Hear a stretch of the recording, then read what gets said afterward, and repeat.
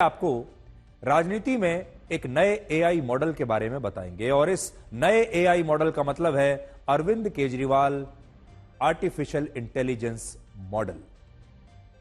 जब डॉक्टर भीमराव अंबेडकर के अपमान पर संसद में बीजेपी और कांग्रेस के बीच धक्का मुक्की हो रही थी, जब कांग्रेस और बीजेपी आपस में लड़ने में व्यस्त थे, तब दिल्ली के पूर्व मुख्यमंत्री अरविंद केजरीवाल डॉक्टर अंबेडकर का डिजिटल आशीर्वाद ले रहे थे। आम आदमी पार्टी ने आर्टिफिशियल इंटेलिजेंस की मदद से अरविंद केजरीवाल का एक नया वीडियो बनाया है, जिसमें डॉक्टर अंबेडकर इंडिया गेट के सामने खड़े होकर बड़े प्यार से अरविंद केजरीवाल को अपना आशीर्वाद दे रहे हैं। और अब इस एआई वीडियो को दिखाकर आम आदमी पार्टी कह रही है कि इस लड़ाई में डॉक्टर अंबेडकर का आशीर्वाद सिर्फ और सिर्फ अरविंद केजरीवाल के साथ है। आप भी जरा देखिए।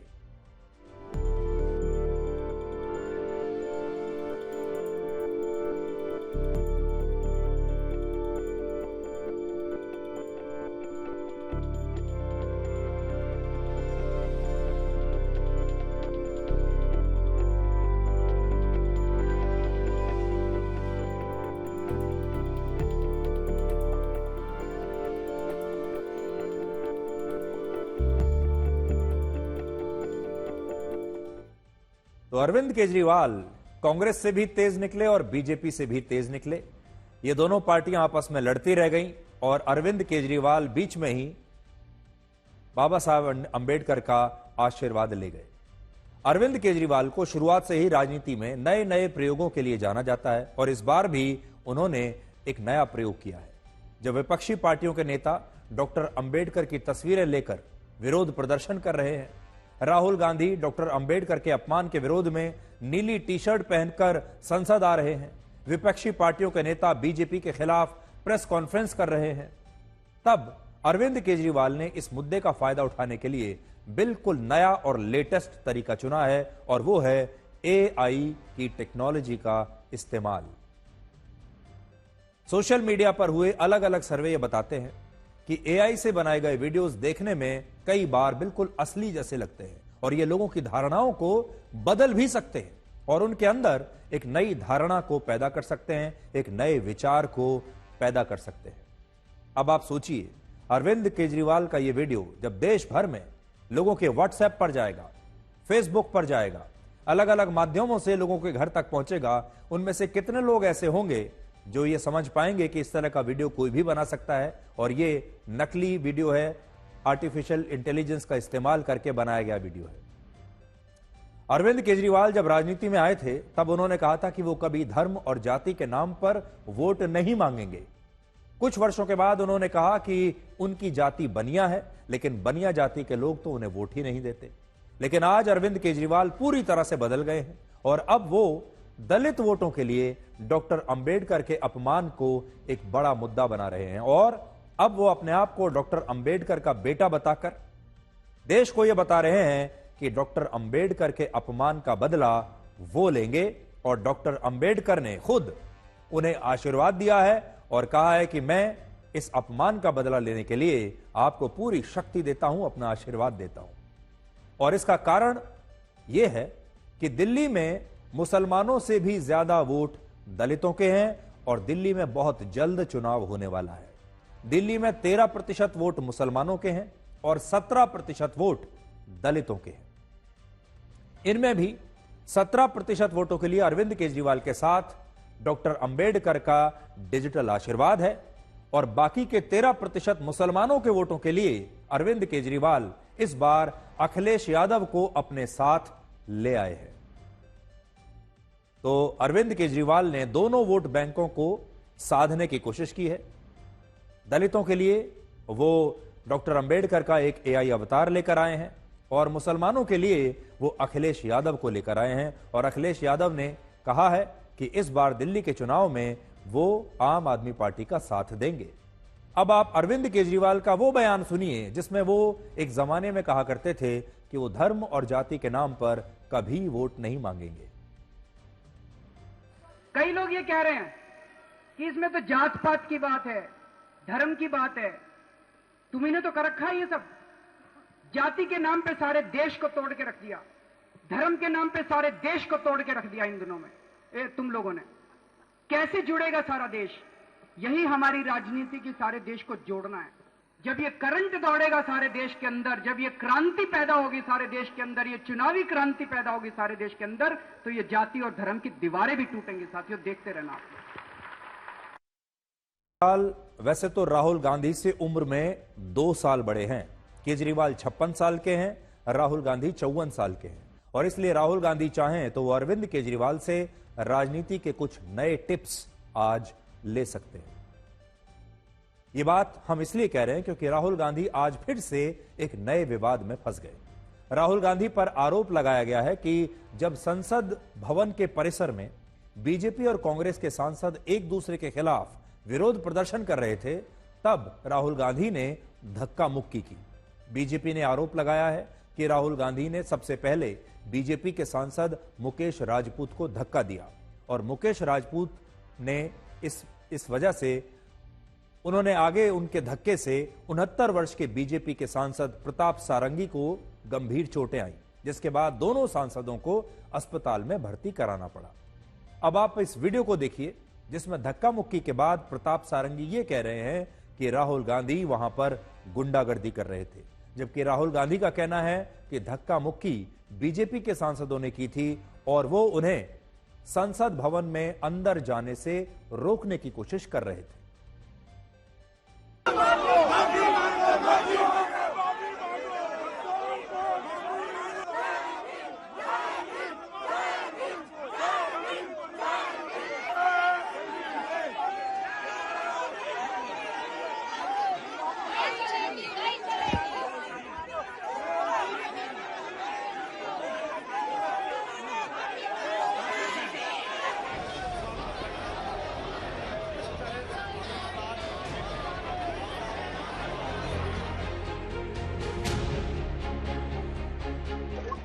क्या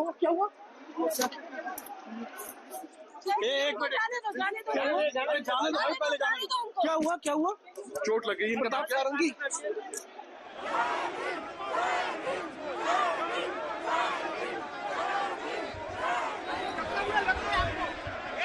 आपको शर्म नहीं आती है क्या राहुल? क्या शर्म नहीं आती है? क्या शर्म नहीं आती है? गुंडा करके करते हो, बूढ़े को गिरा दिया जाता है। इतना कौन सा गुंडा करके करते हो? This is not the way. खड़ा हुआ था राहुल गांधी एक एमपी को धक्का लगा, मेरे पर गिरा और मैं नीचे। आपको किसने धक्का मारा? राहुल गांधी ने? राहुल गांधी ने धक्का मारा आपको? कौन सी जगह पे सर? सर किस जगह पे? सर किस जगह पे? किस जगह पे? सीढ़ी के ऊपर में मैं खड़ा हुआ था और राहुल गांधी ने आकर के एक एमपी को धक्का लगाया, वो मेरे ऊपर गिर पड़ा और मैं। कहाँ चोट लगी सर आपको? कहाँ चोट लगी सर? एक बार दिखा दीजिए। ओह नहीं, देखिए मैं पता नहीं, आपके शांत हो जाए, आपके कैमरा में होगा। ये पार्लियामेंट की एंट्रेंस है, इसमें मैं अंदर जाने की कोशिश कर रहा था तो बीजेपी के एमपी जो थे वो मुझे ऐसे रोकने की कोशिश कर रहे थे, धकेल रहे थे और मुझे धमका रहे थे, तो वो हुआ है बस।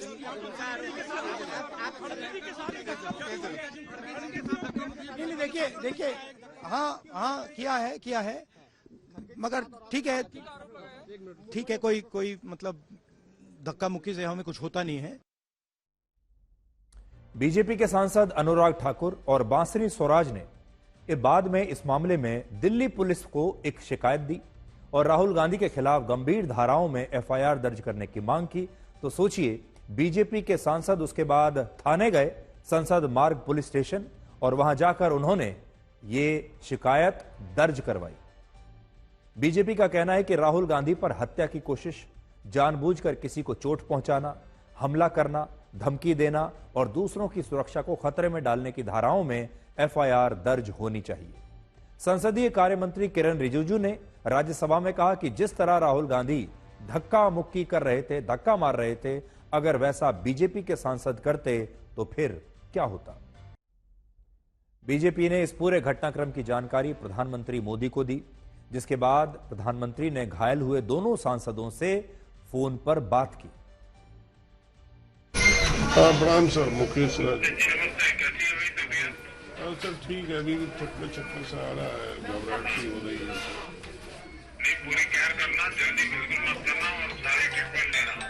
ठीक है सर, ठीक है सर, ठीक है सर, प्रणाम सर। तो प्रधानमंत्री मोदी ने बात की सांसदों से अपने जो अस्पताल में भर्ती थे। इसके अलावा केंद्रीय कृषि मंत्री शिवराज सिंह चौहान, पीयूष गोयल और प्रहलाद पटेल खुद अस्पताल गए और उन्होंने मुकेश राजपूत और प्रताप सारंगी से मुलाकात की और उनके डॉक्टरों ने बताया है कि उन्हें सिर में चोटें आई हैं। कांग्रेस इन आरोपों को पूरी तरह से खारिज कर रही है। कांग्रेस का कहना है कि धक्का मुक्की बीजेपी के सांसदों ने की थी और इस दौरान 82 वर्ष के कांग्रेस के अध्यक्ष मल्लिकार्जुन खड़गे नीचे भी गिर गए और उनके घुटने में भी चोटें आई हैं।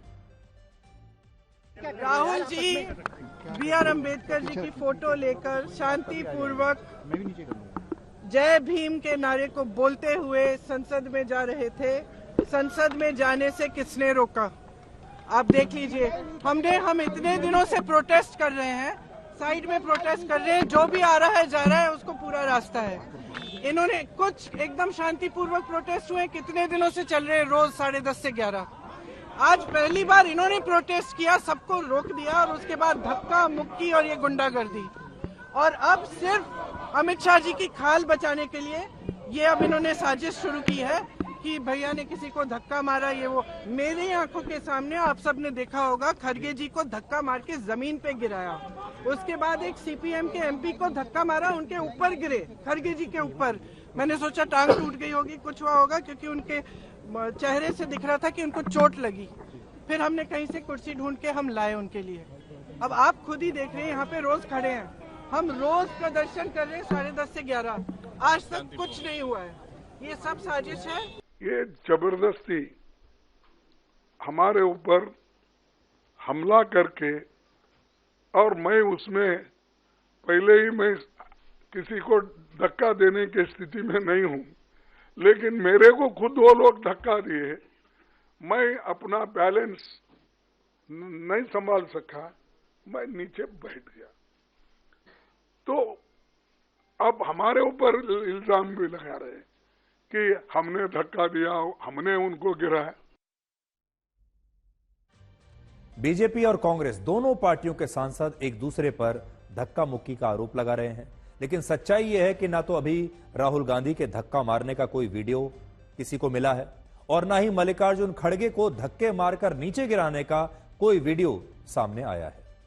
मल्लिकार्जुन खड़गे ने इस मामले में लोकसभा स्पीकर ओम बिरला को एक चिट्ठी लिखकर जांच कराने की मांग की है, जबकि कांग्रेस के सांसदों ने भी दिल्ली पुलिस को एक शिकायत दी है और बीजेपी सांसदों पर धक्का मुक्की और हिंसा करने का आरोप लगाया है। इसी मुद्दे पर आज राहुल गांधी ने भी एक प्रेस कॉन्फ्रेंस की और उनका कहना है कि बीजेपी देश को डॉक्टर अंबेडकर के अपमान के मुद्दे से भटकाना चाहती है। तो आज फिर से इन्होंने एक नया डिस्ट्रैक्शन शुरू किया है।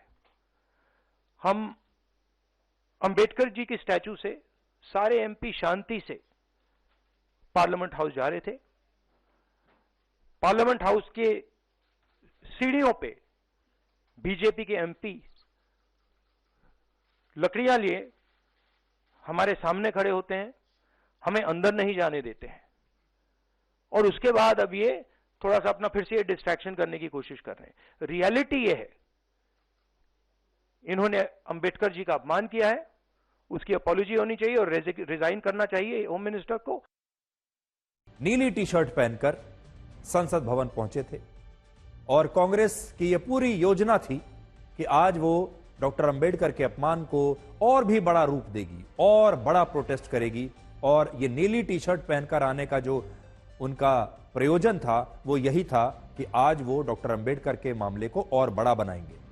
कांग्रेस के बाकी के नेताओं को भी कहा गया था, अगर आप देखें राहुल गांधी के पीछे तो प्रियंका गांधी वाड्रा भी नीले रंग के कपड़ों में आपको दिखाई दे रही हैं और राहुल गांधी की जो तैयारी है असल में वो इस धक्का मुक्की वाले कांड की वजह से अब बेकार हो गई। और शाम होते होते अभी की जो हमने आपको खबर बताई है वो ये है कि राहुल गांधी पर दिल्ली पुलिस ने एफआईआर भी दर्ज कर ली है क्योंकि उन्होंने धक्का मुक्की संसद में की थी।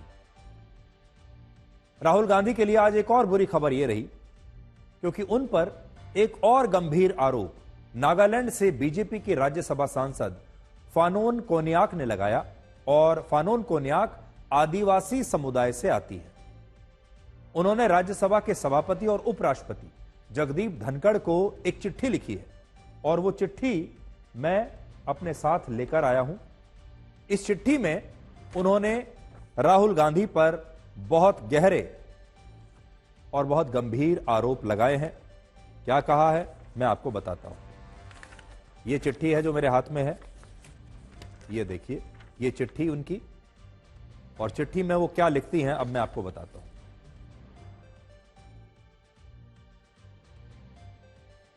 मैं सीढ़ियों के ठीक नीचे हाथ में प्लेकार्ड लेकर खड़ी थी।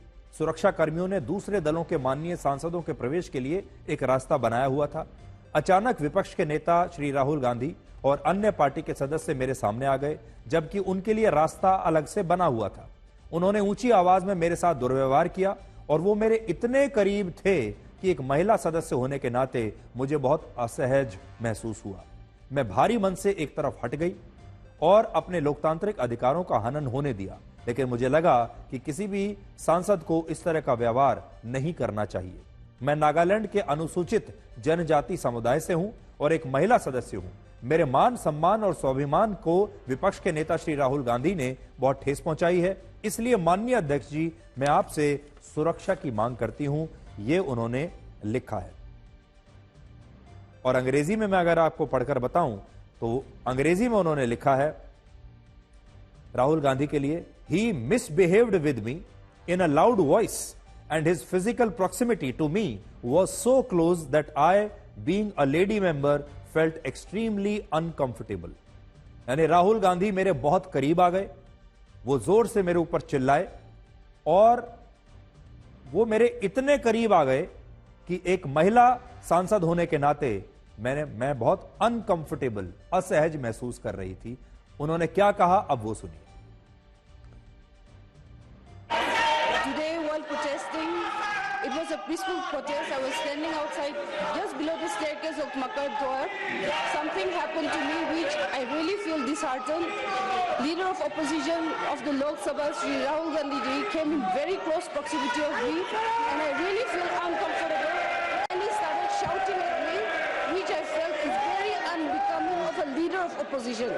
It is not that I cannot defend myself, but still then it would be very unbecoming. So I did not do that. But then what he did today, his action today was really bad, and I feel disheartened. And no lady member, let alone me, an ST lady member from Nagaland, should not be made to feel like this, sir. So therefore, I seek your protection on this matter, for which I have already served notice to you. तो संसद में आज बहुत कुछ हुआ, संसद में आज बहुत ड्रामा हुआ, और संसद में ये एक दूसरे का जो विरोध है ये थाने तक पहुंच गया, ये अस्पताल तक पहुंच गया, और ये गंभीर आरोप प्रत्यारोप तक पहुंच गया। और डॉक्टर अंबेडकर आज अगर ये सब कुछ देखते होंगे, ये सब कुछ उनके अपमान के विषय में, उनके अपमान के मुद्दे पर हो रहा है, तो आज कितने दुखी होते होंगे। सोचिए, आज डॉक्टर अंबेडकर के अपमान के मुद्दे पर संसद में जो कुछ भी हुआ, क्या ये उनका अपमान नहीं है? क्या ये संविधान का अपमान नहीं है? ये कितनी बड़ी विडंबना है कि जब डॉक्टर अंबेडकर ने पंडित नेहरू की अंतरिम सरकार से अपमानित होकर इस्तीफा दिया, और पंडित नेहरू ने भी ये कहा कि उनके इस्तीफे से उनकी सरकार पर कोई फर्क नहीं पड़ेगा, तब क्या डॉक्टर अंबेडकर का अपमान नहीं हुआ था? जब कांग्रेस पार्टी और पंडित नेहरू ने दो बार डॉक्टर अंबेडकर को लोकसभा चुनावों में हरवाया, तब क्या उनका अपमान नहीं हुआ था? जब उन्हें चुनाव हराने वाले नारायण काजरोलकर को इंदिरा गांधी की सरकार ने पद्म भूषण से सम्मानित किया, तब क्या डॉक्टर अंबेडकर का अपमान नहीं हुआ? मृत्यु के 34 वर्षों तक पुरानी संसद के सेंट्रल हॉल में डॉक्टर अंबेडकर की एक तस्वीर तक नहीं लगी, तब भी किसी को डॉक्टर अंबेडकर के अपमान की याद नहीं आई। और जब डॉक्टर अंबेडकर को बार बार कांग्रेस की सरकारों में भारत रत्न के पुरस्कार से वंचित रखा गया, तब भी किसी को उनके अपमान की चिंता नहीं हुई। लेकिन आज गृह मंत्री अमित शाह के सिर्फ 10-12 सेकंड के एक आधे अधूरे वीडियो के आधार पर विपक्षी पार्टियों की नेताओं को डॉक्टर अंबेडकर के अपमान की इतनी चिंता हो रही है। आज अंबेडकर के नाम पर यह सारी राजनीति असल में दलितों के 18 से 20 करोड़ वोटों के लिए हो रही है। दलितों की जो वोटर्स की संख्या है वो टोटल 18% है और इनकी अगर संख्या देखेंगे तो 18 से 20 करोड़ के आसपास होगी। और इसी के लिए राहुल गांधी आज नीले रंग की टी शर्ट पहनकर विरोध प्रदर्शन करने के लिए संसद में आए थे। जब 1990 में मंडल और कमंडल की राजनीति अपने चरम पर थी, तब हमारे देश में रंग भी बट गए थे। आज आप ये सोचते होंगे कि राहुल गांधी ये नीले रंग की टी शर्ट क्यों पहनकर आए और आखिर डॉक्टर अंबेडकर के साथ नीला रंग क्यों जुड़ा हुआ है। तो हमारे देश की राजनीति रंगों में कैसे बट चुकी है, जरा आज ये भी समझ लीजिए। उस समय हरा रंग मुसलमानों का था, भगवा रंग हिंदुओं का था और हिंदुओं में भी नीला रंग दलितों का प्रतीक बन गया था। ये मैं आपको वर्ष 1990 की बात बता रहा हूं। ये रंगों का जो बंटवारा है ये उस समय के आसपास शुरू हुआ था। और 1990 में आपको क्यों कह रहा हूं, क्योंकि तब वीपी सिंह की सरकार थी। उन्होंने मंडल कमीशन की रिपोर्ट को फिर से जिंदा किया, उन्होंने ओबीसी की राजनीति शुरू की, पिछड़ों की राजनीति शुरू की और 1984 में काशीराम ने पहली बार दलितों की एक पार्टी बनाई जिसका नाम था बीएसपी। 1984 में काशीराम ने असल में डॉक्टर अंबेडकर को भगवान की तरह पूजना शुरू किया और देश भर के दलितों को उन्होंने इकट्ठा किया डॉक्टर अंबेडकर के नाम पर। और डॉक्टर अंबेडकर का जो नाम है 1984 में बीएसपी के गठन के बाद देश के कोने कोने तक पहुंच गया। दलित चिंतकों का यह मानना था कि डॉक्टर अंबेडकर को सभी रंगों में नीला रंग सबसे ज्यादा प्रिय था और यही कारण है कि उन्होंने जब अपनी पार्टी बनाई तब उसके ध्वज का रंग भी उन्होंने नीला रखा, जब उन्होंने अपनी पार्टी बनाई थी। इसके बाद 1984 में जब काशीराम ने डॉक्टर अंबेडकर की विचारधारा पर बहुजन समाज पार्टी यानी बीएसपी का गठन किया, तब उन्होंने भी इस पार्टी के ध्वज का रंग नीला रखा और यही ये नीला रंग दलितों की राजनीति का एक प्रतीक बन गया हमेशा के लिए। और हमारे देश में इसके बाद डॉक्टर अंबेडकर की जितनी भी प्रतिमाएं बनाई गई, इनमें ज्यादातर प्रतिमाओं में डॉक्टर अंबेडकर को एक नीले रंग के कोट में ही दिखाया गया और इस तरह नीला रंग दलितों की पहचान बनता चला गया। और अगर आप आज कहीं भी किसी झंडे पर नीला रंग देखेंगे तो आपको ये समझ में आ जाएगा कि ये झंडा दलितों का प्रतीक है और दलितों का प्रतिनिधित्व करता है। और अब राहुल गांधी इन्हीं दलितों को साधने के लिए आज उसी नीले रंग की टी शर्ट पहनकर बीजेपी के खिलाफ विरोध प्रदर्शन करने के लिए पहुंचे थे। लेकिन क्या आपको पता है कि डॉक्टर अंबेडकर दलितों के प्रति कांग्रेस और पंडित नेहरू की नीतियों के बारे में क्या सोचते थे? आज हमने इस पर और काफी रिसर्च की और आपको डॉक्टर अंबेडकर का यह नजरिया आज बहुत ध्यान से सुनना चाहिए। आज मैं अपने साथ एक पुस्तक लेकर आया हूं जिसका नाम है what Congress and MK Gandhi have done to the untouchables. ये वो पुस्तक है जो मेरे हाथ में है। ये पुस्तक आज मैं आपके लिए लेकर आया हूं और इसी पुस्तक को आज मैं आपके लिए कोट करूंगा। आप चाहें तो इस पुस्तक को खरीद सकते हैं, इस पुस्तक को पढ़ सकते हैं। और ये पुस्तक जो है ये स्वयं डॉक्टर अंबेडकर ने ही आजादी से 2 वर्ष पहले 1945 में लिखी थी और वो इसमें प्रमुखता से 4 बड़ी बातें लिखते हैं। तो डॉक्टर अंबेडकर द्वारा लिखी गई इस पुस्तक में क्या लिखा है, क्या कहा गया है, आप जरा सुनिए। और इसका टाइटल अपने आप में बहुत कुछ कहता है। देखिए इसका नाम क्या है, what Congress and MK Gandhi have done to the untouchables. इसमें पहली बात लिखी है, डॉक्टर अंबेडकर का मानना था कि कांग्रेस की दलितों में दिलचस्पी सिर्फ चुनाव जीतने के लिए एक समूह के रूप में थी।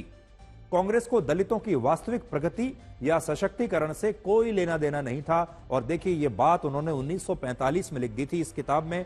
यह बात आज भी सही है। आज भी ज्यादातर पार्टियां और नेताओं को दलितों से कोई मतलब नहीं है। वो दलितों को एक वोट बैंक की तरह देखते हैं और डॉक्टर अंबेडकर को भी एक वोट बैंक की तरह देखते हैं। उन्हें लगता है कि अगर मैं डॉक्टर अंबेडकर का सम्मान करूंगा, उनकी जयंती पर फूलमाला पहना दूंगा, तो दलित हमें वोट दे देंगे। तो यह बात उन्होंने 1945 में ही कह दी थी कि कांग्रेस को दलितों की कोई चिंता नहीं है, वो सिर्फ चुनाव जीतने के लिए दलितों का इस्तेमाल करना चाहती है। दूसरी बात उन्होंने लिखी, कांग्रेस पार्टी यह दिखाने की कोशिश करती थी कि वो दलितों की सच्ची हितैषी है, जबकि जमीनी तौर पर दलितों की समस्याओं को हल करने के लिए कांग्रेस ने कभी कोई ईमानदार प्रयास नहीं किया। यह उन्होंने इस किताब में लिखा है। तीसरा, डॉक्टर अंबेडकर मानते थे कि कांग्रेस दलितों के वोट हासिल करने के लिए रणनीतिक चाल चलती है और उनके साथ विश्वासघात करती है। चौथी बात, इसी पुस्तक में डॉक्टर अंबेडकर यह भी लिखते हैं कि चुनावों के वक्त कांग्रेस ने दलितों को उसके पक्ष में वोट देने के लिए प्रोत्साहित किया, लेकिन जब सरकार में फैसले और नीतियां बनाने का समय आया तो उनमें दलितों का प्रतिनिधित्व सबसे कम था। यानी कांग्रेस ने दलितों का वोट लेकर सरकारें तो बना ली, लेकिन जब सरकार बनने के बाद फैसले करने का समय आया, उन्हें दलितों को पद देने का समय आया, तो उनका प्रतिनिधित्व सबसे कम था। पांचवी बात, वो कहते थे कांग्रेस का यह दावा गलत है कि वो अछूतों की पार्टी है और अछूत समाज के लोग कांग्रेस को चुनाव में वोट देते हैं। ऐसा उन्होंने इस किताब में कहा है। अब आप देखिए, डॉक्टर अंबेडकर के अपमान का सबसे ज्यादा बड़ा मुद्दा कांग्रेस पार्टी ही आज बना रही है, और डॉक्टर अंबेडकर अपनी इस किताब में खुद कांग्रेस के बारे में कैसी बातें लिखकर गए हैं, आप खुद देख लीजिए। अब आपको पढ़कर भी बताता हूं कि इस पुस्तक के पहले अध्याय में डॉक्टर अंबेडकर ने क्या लिखा है। आपको सुनकर बड़ी हैरानी होगी। कांग्रेस ने खुद को अछूतों और दलितों की पार्टी साबित करने के लिए चुनाव परिणामों का विज्ञापन की तरह इस्तेमाल किया।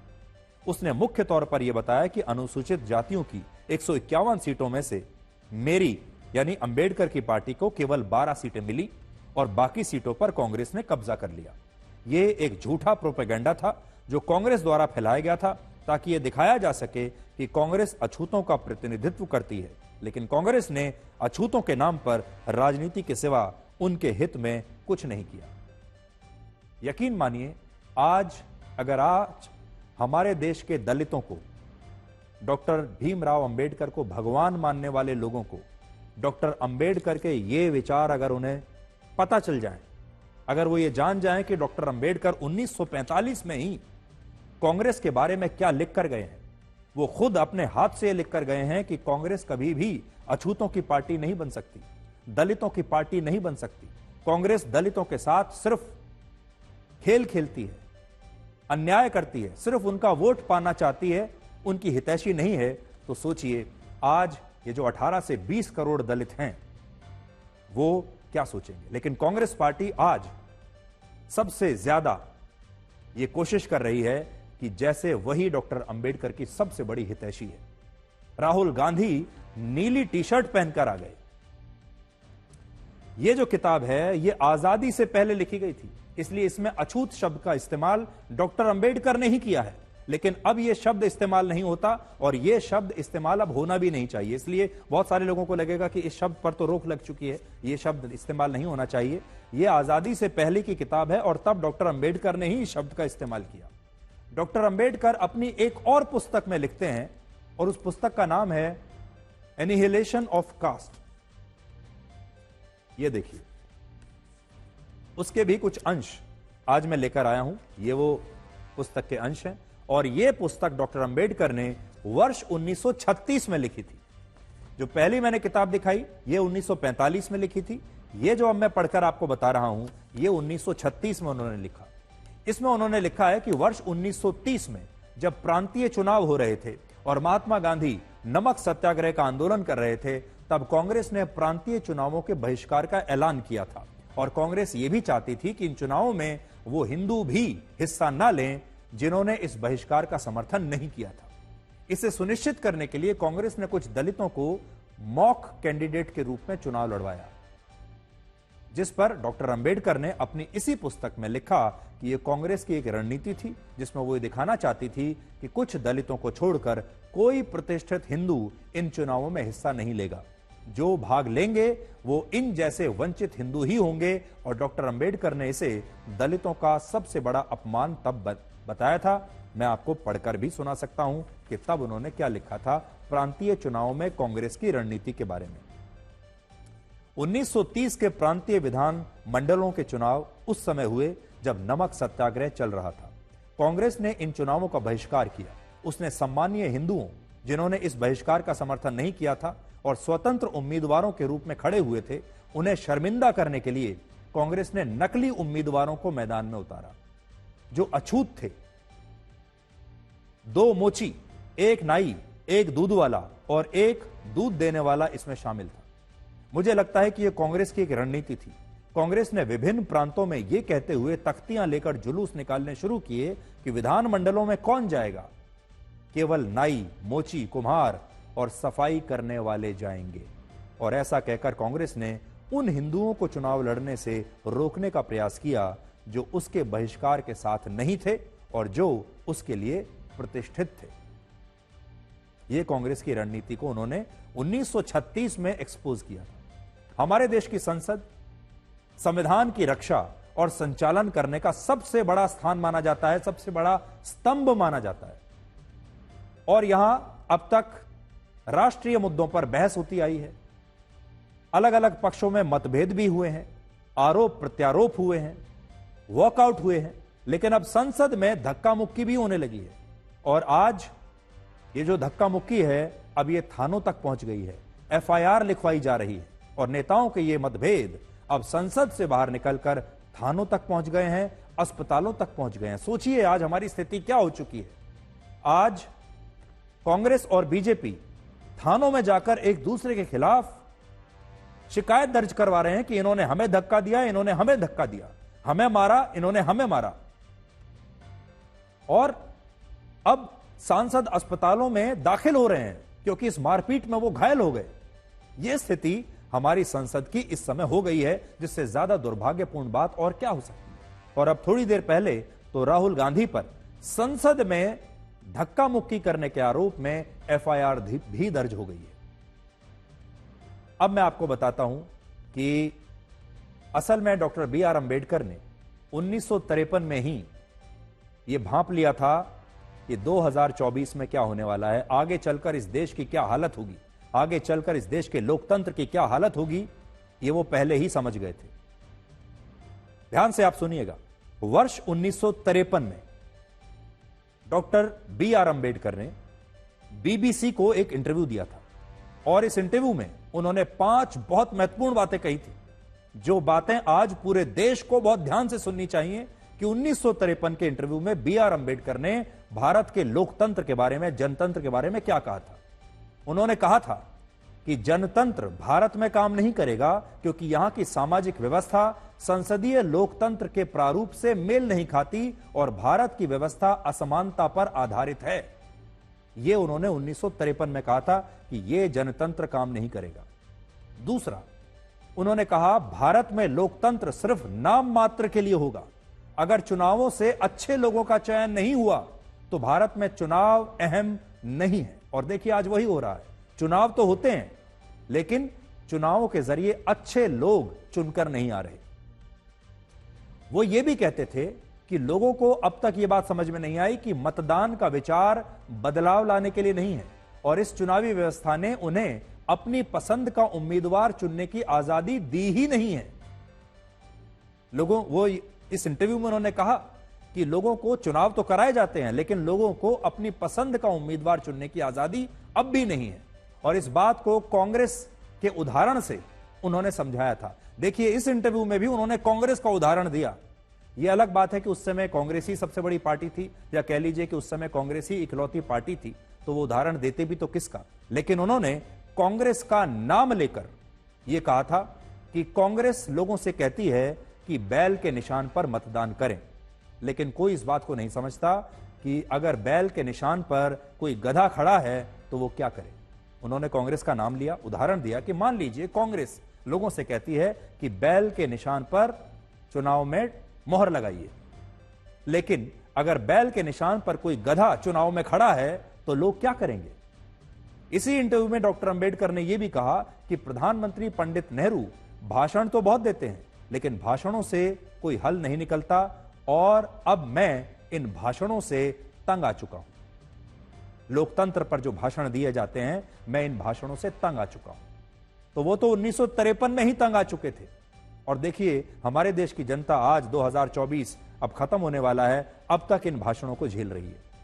डॉक्टर अंबेडकर ने कहा था कि लोकतंत्र अमेरिका जैसे देशों में तो कामयाब हो सकता है, जो लोकतंत्र हमारा है ये अमेरिका जैसे देशों के लिए ठीक है, जहां प्रति व्यक्ति आय सबसे ज्यादा है, वहां लोग अमीर हैं, पढ़े लिखे हैं, लेकिन यह उस भारत में सफल नहीं हो सकता जहां लोग मूलभूत सुविधाओं के लिए भी संघर्ष कर रहे हैं। और वो भारत के लिए लोकतंत्र की बात नहीं कर रहे थे। इस इंटरव्यू में उन्होंने यह भी कहा, जब उनसे पूछा गया तो अगर आप ये कहते हैं कि लोकतंत्र भारत में नहीं चलेगा और इस तरह का लोकतंत्र अमेरिका जैसे देशों के लिए ठीक है, तो भारत के लिए क्या ठीक है?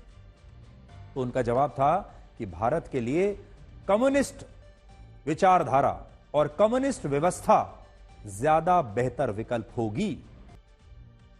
अब हम आपको वर्ष 2012 की एक घटना के बारे में बताते हैं, जिससे राहुल गांधी और कांग्रेस के नेता अब तक भूल चुके होंगे।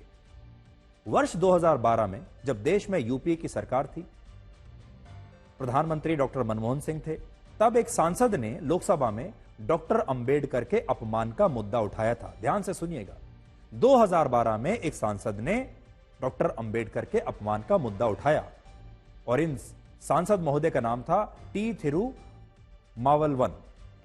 मैं उनकी चिट्ठी में लेकर आया हूं और लोकसभा की जो डिबेट्स है उसकी कॉपी में लेकर आया हूं। देखिए,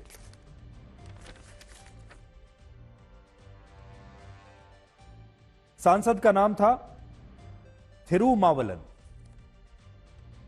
तो थिरुमावलन ने यह मुद्दा उठाया और थिरुमावलन का कहना था कि एनसीईआरटी की 11वीं कक्षा के पहले अध्याय के पेज नंबर 18 पर एक कार्टून छापा गया है जिसमें डॉक्टर अंबेडकर का अपमान किया गया है। यह वो कार्टून है, बड़ी स्क्रीन पर मैं आपको दिखाता हूं। यह कार्टून को जरा ध्यान से देखिए।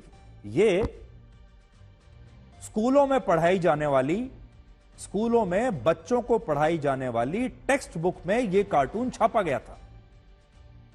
एनसीईआरटी की 11वीं कक्षा की टेक्स्ट बुक में यह कार्टून छापा गया था। तो सोचिए, इस कार्टून को देश में स्कूलों में 11वीं कक्षा में पढ़ने वाले बच्चे देख रहे थे, पढ़ रहे थे। और यह कार्टून उस समय बनाया गया था जब पंडित नेहरू देश के प्रधानमंत्री थे और इसे तमिलनाडु के एक मशहूर कार्टूनिस्ट शंकर ने बनाया था, जो पंडित नेहरू के बड़े अच्छे मित्र माने जाते थे। इस कार्टून में पंडित नेहरू डॉक्टर अंबेडकर से संविधान पर काम में तेजी लाने के लिए कह रहे हैं और उनके हाथ में एक चाबुक दिखाया गया है। इस कार्टून के साथ यह लिखा था कि संविधान बनने में 3 साल लगे, तो संविधान सभा को इसका मसौदा तैयार करने में इतना समय क्यों लगा? और यह कहते हुए पंडित नेहरू एक घोंगे पर बैठे डॉक्टर अंबेडकर के पीछे चाबुक लेकर खड़े हुए। मैं आपको समझाता हूं, अगर आप फिर से बड़ी स्क्रीन पर देखेंगे। इस कार्टून में भाव यह है कि डॉक्टर अंबेडकर संविधान की रचना करने के काम में बहुत धीमी गति से काम कर रहे हैं। एक स्नेल, जिसको अंग्रेजी में कहते हैं, बहुत ही धीमी गति से, एक स्नेल की गति से, एक घोंगे की गति से वो काम कर रहे हैं संविधान की रचना के लिए। पंडित नेहरू चाहते हैं कि डॉक्टर अंबेडकर तेजी से काम करें और इसलिए इस घोंगे पर डॉक्टर अंबेडकर बैठे हैं। वो कॉन्स्टिट्यूशन रूपी, संविधान रूपी ये घोंगा है और इस पर पंडित नेहरू चाबुक चला रहे हैं और कह रहे हैं कि भाई जल्दी करिए। इससे यह पता चलता है कि डॉक्टर अंबेडकर बहुत सुस्ती से काम कर रहे हैं। वर्ष 2012 में जब यह मुद्दा लोकसभा में उठाया गया, तब राहुल गांधी उसी लोकसभा के सदस्य थे। उस समय के शिक्षा मंत्री कपिल सिब्बल और वित्त मंत्री प्रणब मुखर्जी ने इस कार्टून के लिए माफी मांगी थी और इसे एनसीईआरटी की पुस्तक से हटाने और इसकी समीक्षा करने का आश्वासन दिया था। लेकिन बड़ी बात यह है कि जिस कार्टून में डॉक्टर अंबेडकर का अपमान हो रहा है, वो कार्टून स्कूल में बच्चों को पढ़ाया जा रहा था। और अब आप सोचिए कि इसका मकसद क्या हो सकता था।